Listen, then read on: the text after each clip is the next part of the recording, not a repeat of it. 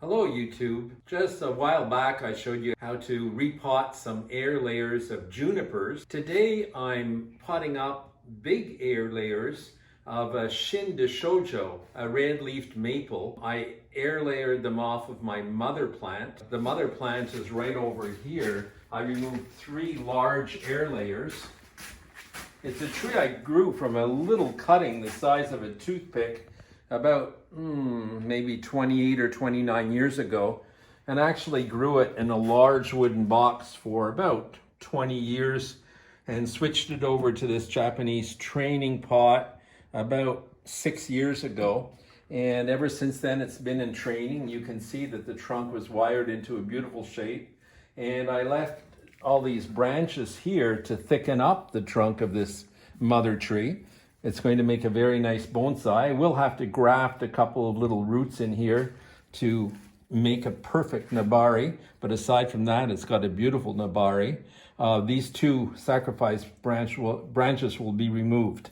Okay, but today we're going to work on the air layering that I took off of this branch here, and we're going to pot it up, all right? Now, these air layers are very tall. I didn't want to waste any of them because they do make, this is the air layer. Here, we'll bring it over here. And I didn't want to waste any of it because Shin Deshojo Japanese maple is quite hard to get, especially large trunked specimens with a bit of movement to them. They're rare, they're valuable, so we don't want to waste any of it. So today I'm going to be repotting this up. You can see that it's formed some very nice roots around here. Now the problem with this is it's got a very compact, very small root system. If I put it in too large a pot, the soil will hold too much humidity and the roots will rot. So I want to get it in as small a pot as possible. But because it's so top heavy, it risks falling over all the time. I do have training pots, but it's very hard to put a metal stake in to hold it up. So what I've done is created this wooden box.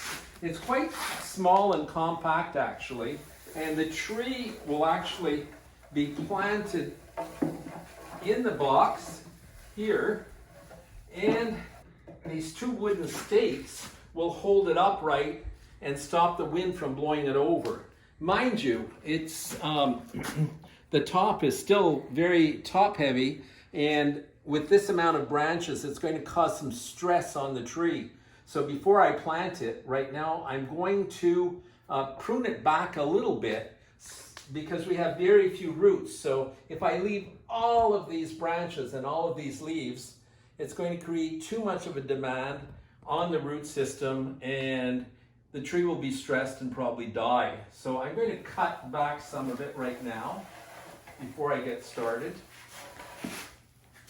It's a pity. I would like to do, whoops, here we go. I would like to do more air layers, but the priority is keeping this tree alive.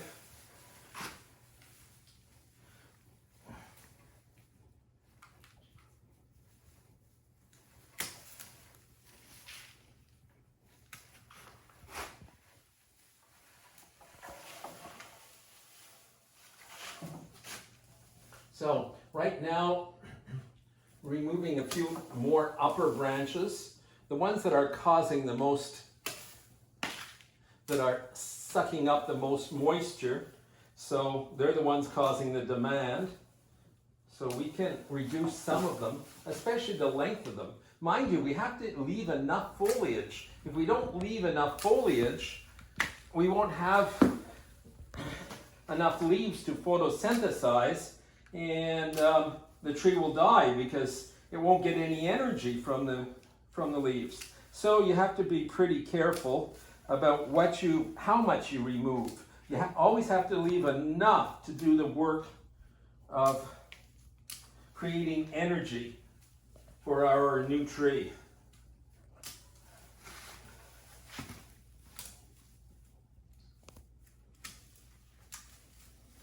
Okay, shortening it back just a little bit more up here.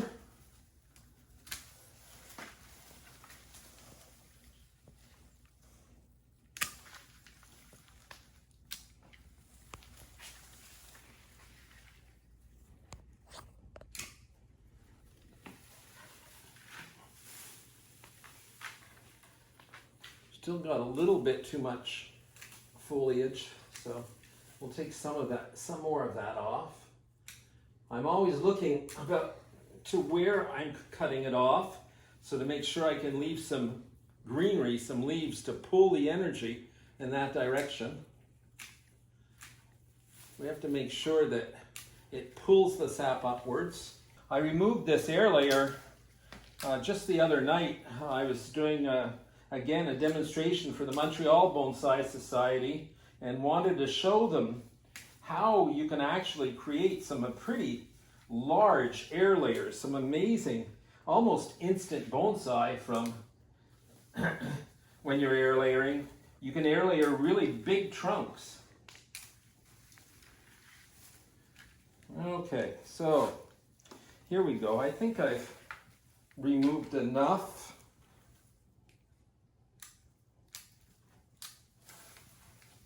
Just some hanging branches here.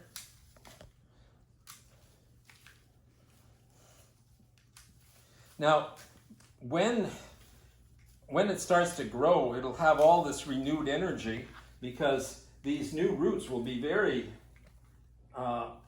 performing. They will go to town in the new bonsai soil, and next spring you'll see new buds popping out all along this trunk. Everywhere there was an internode, here and here and here, you'll get new buds coming out all along. So I'm not going to keep the whole length of the tree. Actually, I'll probably reduce it. It'll be a bonsai that'll be about 2 feet high at the most, okay? So I'm not going to keep it all. But as I say, I want to leave some foliage up there to draw the moisture. Okay, next step. As I said, I created this box here. Our friend actually built it for me. He put the bottom boards a little bit close together. I need better drainage. Trees in training need very good drainage. So I'm going to drill a few holes here. It's not a cordless drill. So anyway, here we go.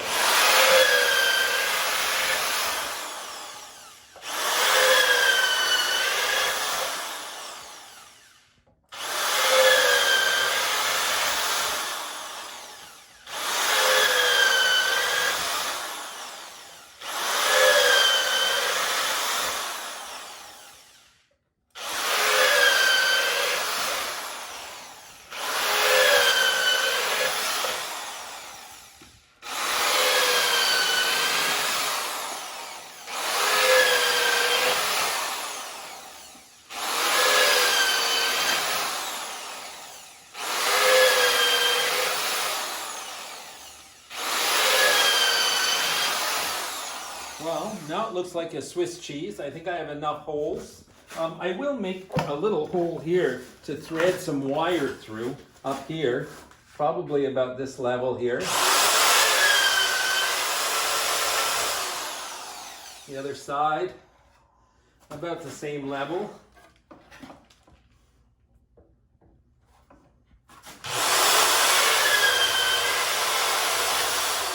There we go. Now, we're not going to tie the bottom in. Well, we'll put some wire up through just to tie a bottom branch, but we're not going to pass the wire over the roots. The roots are too delicate. Okay, you don't want to tie over the roots. The roots break off very easily. So we will put a couple of guide wires in there. 2mm aluminum wires will do. And then to stabilize the tree, we will hold the top up with the 2 holes we made through those stakes. So here we go here. Got a couple of wires.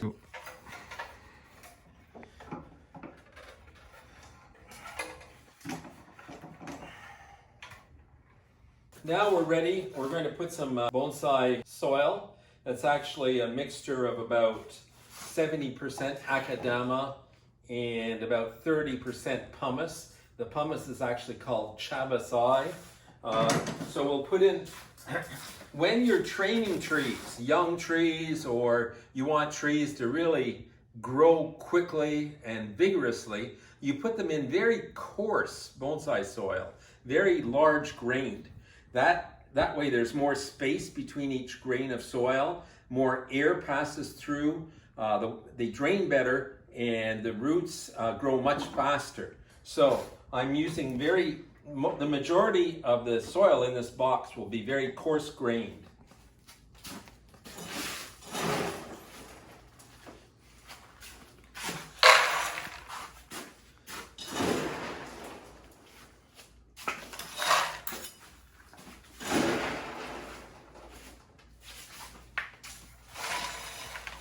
You want your box to be relatively small,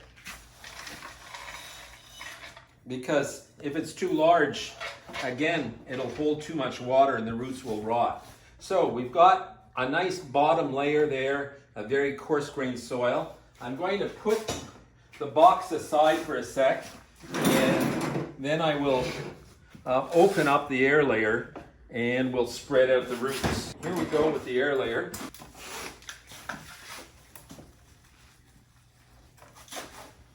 It would be better if this table was a little bit higher. I love these Neko tables because you can adjust the height. So it makes it, you can work at a comfortable level.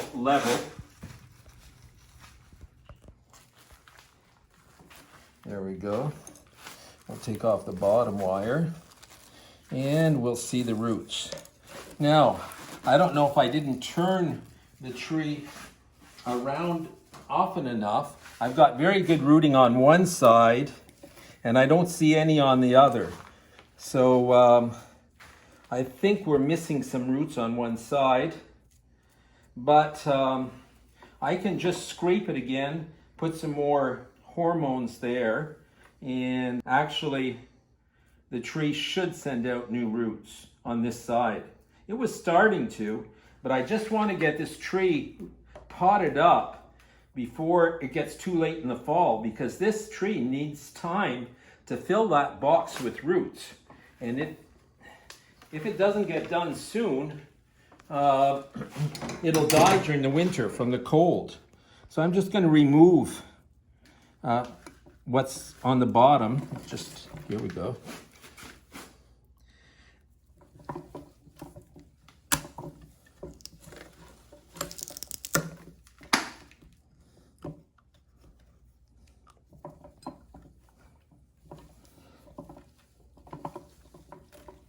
This is a big piece of wood to cut off.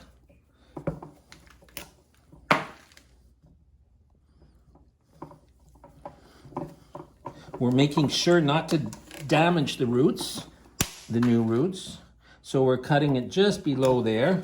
Now I want to score around here just a little bit with a knife, open it up a bit, expose the cambium again. Anywhere the roots didn't grow, then we'll put a little bit more rooting hormone right on there. I'll go and get some. And when we pot it up, we'll put a little bit more sphagnum moss against this side of the tree, and it should send out new roots. I'm back with the root hormones. There's several different brands of root hormones. This is actually one in powder form called Ceradix. Always use the number 3 for woody trees. You'll see it says number 3. It's the gray variety. Don't use the pink or the cream colored variety. Use the gray. I'm just going to wet it a bit so the hormones will stick. Often I make a little paste with them.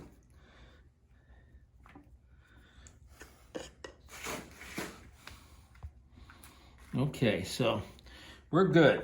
Okay.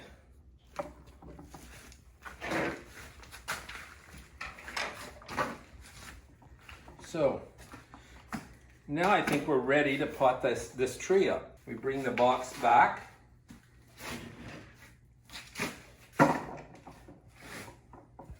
Okay, now we are going to slide this in here. This is actually going to hold it upright because these roots are literally not strong enough to hold the tree. I'm opening them up a little bit more, spreading them out for the future. We want them spread out, so what I will be doing, if you leave too much of this sphagnum peat, eventually it'll rot and the roots around the trunk will rot. So I try to get most of it off. You don't want to take it all off because you're going to be breaking roots if you do that. So yeah, you have to be real careful. Okay, now we're going to center it here.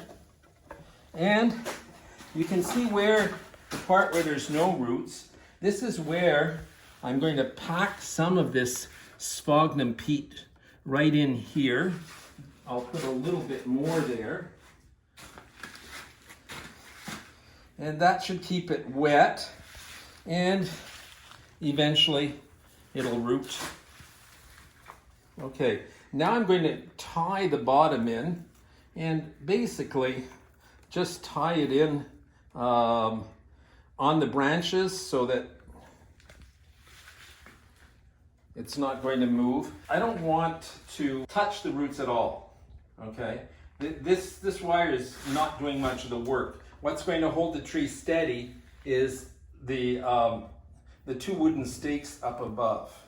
Okay, so now we've got this tied in, okay? I don't worry too much about the angle or anything like that because it's when it gets its first repotting, I'll give it the angle I want. Okay, so I put it a bit lower. Why do you think I put it a little bit lower? Because right now I've spread all the roots around flat, but in nature, roots don't grow flat. Roots grow downwards like this, okay? So I always put the roots flat, then I put some soil on top of them, and then I lift the tree upwards a little bit so that as I'm pulling the tree upwards, the roots that were flat are doing this. So I'll get a much nicer nabari in the future, okay?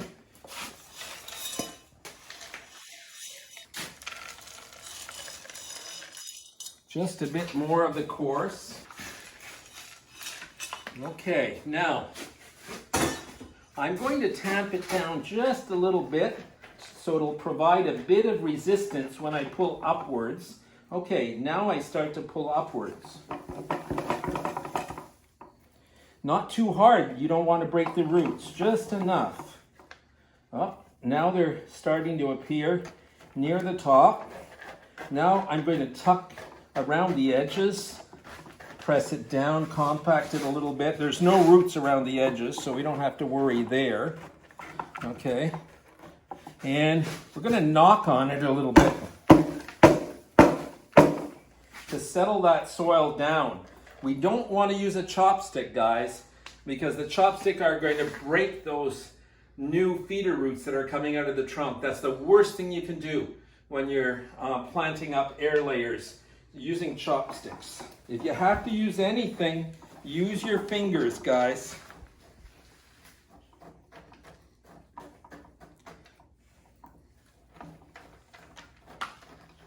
We've got the coarse soil in. We're always going to leave it's called a branch collar, a little, the soil will finish below the level of the box. So when we water, the water will stay in.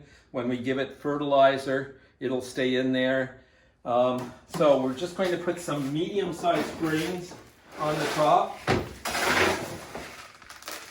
The medium size here.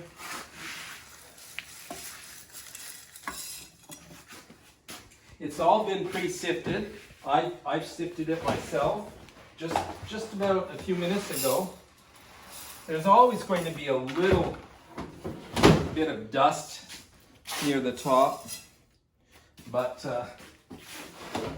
I can live with a little bit. Okay, so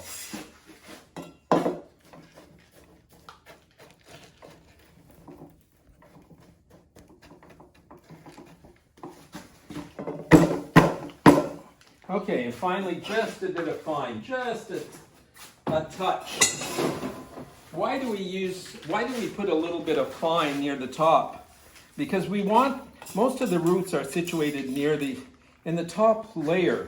And so we want just a fine layer on the top that's going to stay moist to keep those feeder roots alive. Because in summer, when the sun hits the top of your bonsai, it dries out very, very quickly in the pot or in a box like this. And when the top dries out too much, well, then the feeder roots near the top will dry out. So that's why we want a thin layer. And if you want moss, that's the only way you're going to get moss too, is by using a fine layer that's more compact. The moss will grow into that.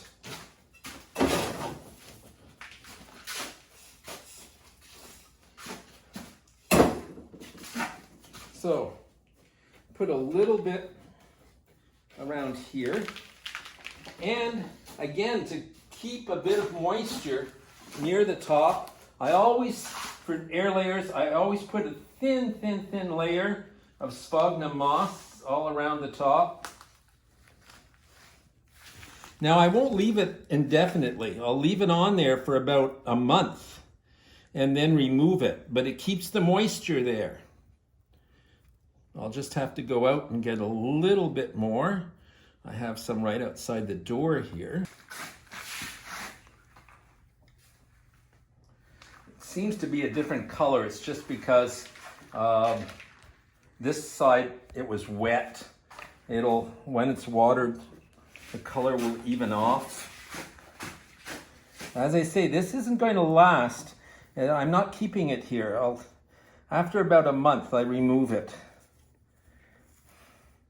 In Japan, when they repot a deciduous tree, the layer of this sphagnum is only one fiber, one little fiber deep.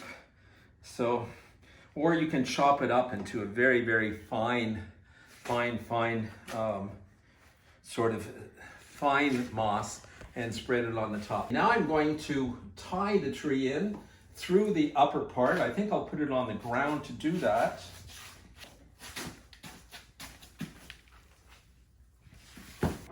We'll get some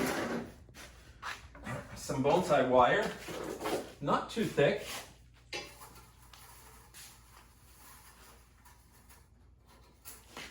Okay.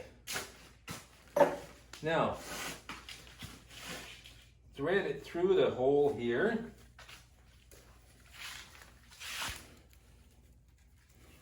Okay. Now, depends how long this tree is going to stay in this box. It'll stay in the box for a year or two until the box fills with roots. So I don't want the wire to dig into the tree. So what I actually do usually is get some little rubber tubing and wrap it around the trunk. So that's what I'll be doing here. The rubber tubing cushions the wire.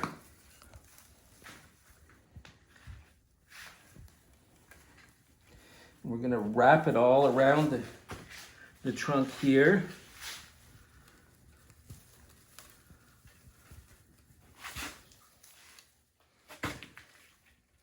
There we go. Now this wire will hold the trunk in, stop it from moving.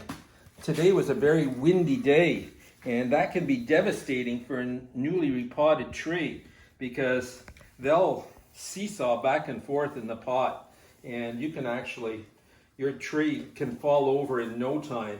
We want it to be so steady when it's repotted that nothing will remove it from its box.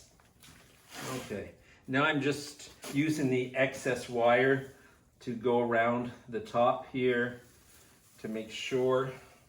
I don't want to tie it too tight. I just want to make sure that it's nice and steady. Here we go. Just want to pull it close enough so that I can, here we go. It's tied now. Okay, well, the tree is potted up, and I'll put it back on the table so we can look at it. Obviously, right now, the best thing we can do for this tree is to get it outside and get it watered, put it in the shade for about 3 weeks a month. Not full shade, not dark, but just either morning sun or dappled light under trees, and keep it there for about a month. Mist it often, mist the leaves as often as you can. Water it sparingly, very little water. This tree, because the box is quite large, the roots are quite small, will probably only be watered once every 4 or 5 days. But that doesn't mean you shouldn't check it. I'll stick my finger into the soil every day to see if it needs to be watered.